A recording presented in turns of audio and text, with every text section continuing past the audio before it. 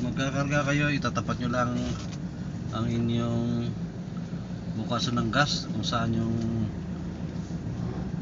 ng gasolinahan, kung saan kakargahan.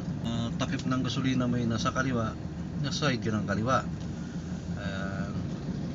Ito, paano malaman kung kaliwa ang iyong gas? Ayan, kung nakita nyo yung ito, pakita ko ayan, diba may arrow, may parang baso, may arrow. Kung saan yung arrow nyan, doon ang takip ng gasolinahan mo, saan nakaturo.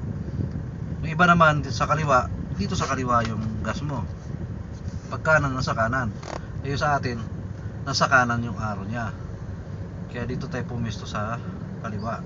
Ayan, para sakto, hindi na maghahila ng mahabang hose pa ng ano nila. Ayan, para umabot. Dahil nasa kanan tayo, ayan, tapos tayo sa kaliwa. Alright mga boss, magandang umaga.